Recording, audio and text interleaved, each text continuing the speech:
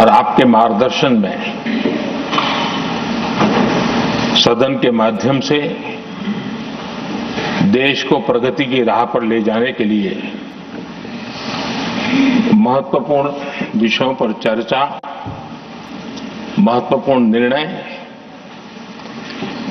और उसमें आपका अमूल्य मार्गदर्शन एक बहुत बड़ा अवसर हम सबके लिए है। मैं सदन की तरफ से, मेरी तरफ से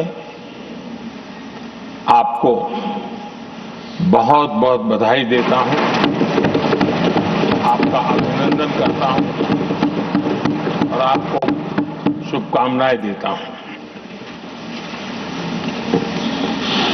और मैं विश्वास भी कर देता हूं कि सभी इस सदन में बैठे हुए माननीय सदस्य ये उच्च सदन की गरिमा को संभालते हुए आपकी गरिमा की भी सदा सर्वदा चिंता करेंगे, मर्यादा रखेंगे, ये मैं आपको विश्वास दिलाता हूं।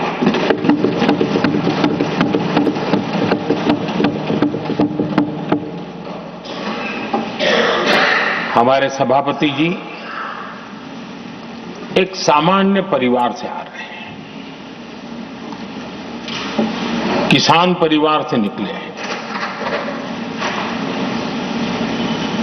और पूरा जीवन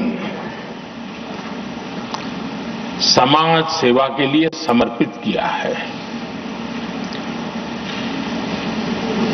समाज सेवा ये उनकी निरंतरता रही है। राजनीतिक क्षेत्र उसका एक पहलू रहा है, लेकिन मुख्य धारा समाज सेवा की रही है। समाज के प्रति समर्पित होकर के जितना कुछ अपने युवा काल से लेकर अब तक वो करते आए हैं, करते रहे हैं, वो हम सभी समाज सेवा के प्रति रुचि रखने वाले लोगों के लिए एक प्रेरणा है, एक मार्गदर्शन है। सामान्य परिवार से, सामान्य समाज से, सामान्य राजनीतिक जहां अलग अलग करवट बदलती रही है, उसके बावजूद भी आपका यहां तक पहुंचना, हम सबका मार्गदर्शन प्राप्त होना, ये भारत के लोकतंत्र की सबसे बड़ी ताकत है।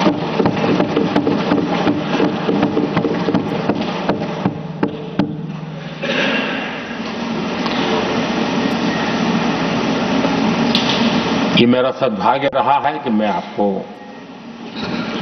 लंबे अरसे से परिचित रहा हूं। सार्वजनिक जीवन में साथ साथ काम करने का अवसर भी मिला है। लेकिन प्रधानमंत्री के रूप में जब मुझे यहां दायित्व मिला और जब मैंने आपको अलग अलग जिम्मेवारियां में काम करते देखा,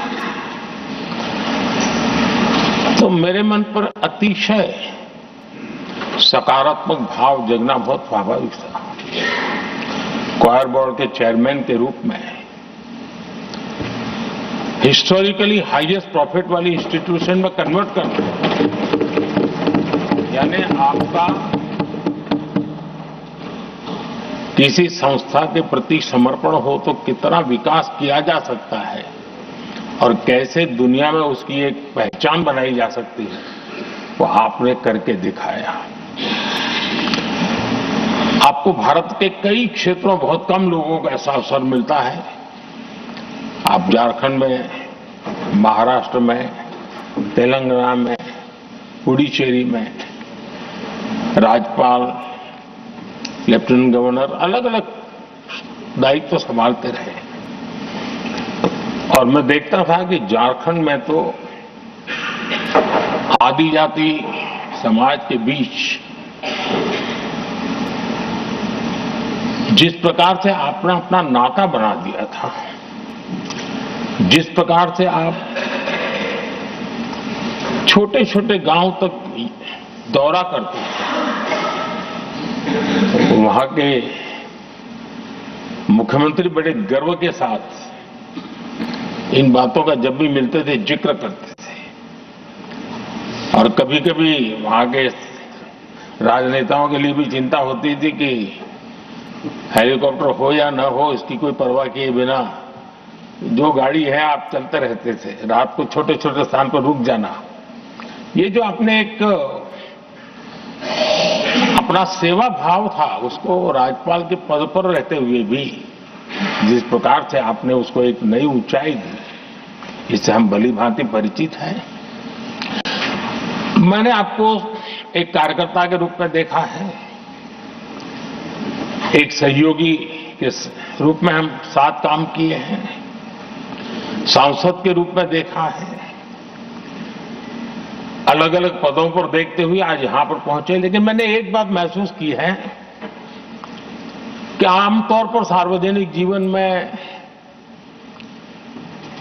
पद पर पहुंचने के बाद कभी लोग पद का भार अनुभव करते हैं और कभी कभी प्रोटोकॉल में दब जाते हैं। लेकिन मैंने देखा है कि आपको और प्रोटोकॉल का कोई नाता ही नहीं रहा है। आप प्रोटोकॉल के परे रहे। और मैं समझता हूं सार्वजनिक जीवन में प्रोटोकॉल से मुक्त जीवन की एक ताकत होती है और वो ताकत हम हमेशा आप में अनुभव करते रहे हैं और ये हमारे लिए गर्व का विषय है। आदरणीय सभापति जी, आपके व्यक्तित्व में सेवा, समर्पण, संयम, इन सभी बातों से हम भली भांति परिचित हैं। वैसे आपका जन्म तो डॉलर सिटी में हुआ और उसकी एक अपनी पहचान है, लेकिन उसके बावजूद भी आपने अपनी सेवा का क्षेत्र अंत्योदय को चुना। आपने हमेशा एक डॉलर सिटी के भी उस तबके की चिंता की जो दबे, कुचले और कुछ वंचित परिवार थे, उनकी चिंता की। आदरणीय सभापति जी, मैं उन दो घटनाओं का जरूर जिक्र करना चाहता हूं जिसको कभी मैंने आपसे, आपके परिवारजनों से भी सुना है और जिसने आपके जीवन पर बड़ा प्रभाव पैदा किया है। बाल्यकाल में अविनाशी मंदिर के तालाब में आपका डूबने की संभावनाओं के बीच की अवस्था आपके लिए हमेशा रहा है कि मैं तो डूब रहा था, किसने बचाया, कैसे बचाया पता नहीं, मैं बच गया।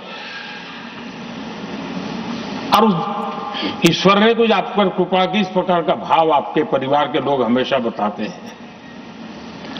और दूसरा जो हम सब बहुत बारीकी से जानते हैं, जब कोयम्बतूर में लाल कृष्ण आडवाणी जी की यात्रा होने वाली थी, उसके कुछ समय पहले एक भयानक बम ब्लास्ट हुआ।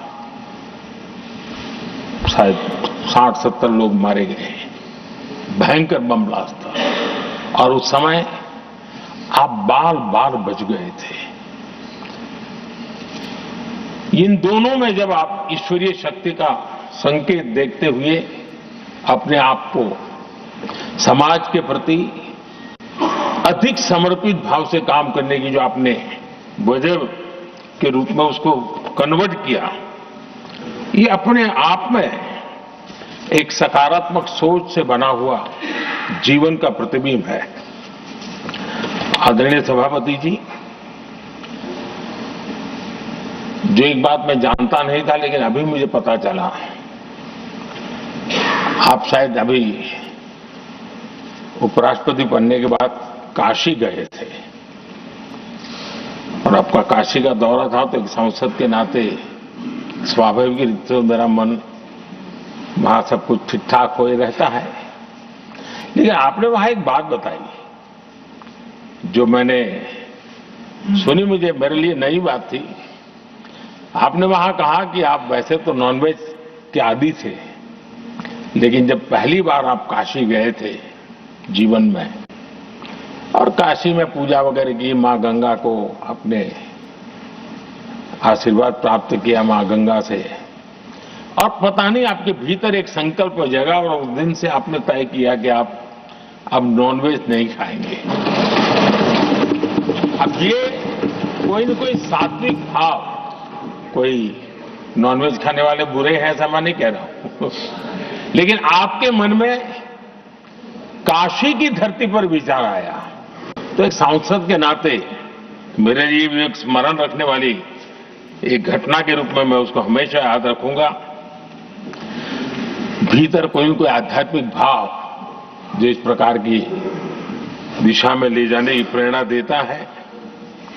आदरणीय सभापति जी, छात्र जीवन से आपकी नेतृत्व सामर्थ्य रहा है। आज राष्ट्रीय नेतृत्व की दिशा में आप हम सब का मार्गदर्शन करने के लिए यहां विराजमान है। यह हम सब के लिए गर्व का विषय है। आदरणीय सभापति जी, आप लोकतंत्र के रक्षक के रूप में अपनी जवानी में, युवा अवस्था में, जब किसी को भी सरल मार्ग से जाने का मन कर जाता है, आपने वो रास्ता नहीं चुना, आपने और सदन में प्रधानमंत्री नरेंद्र मोदी का संबोधन अभी जारी है।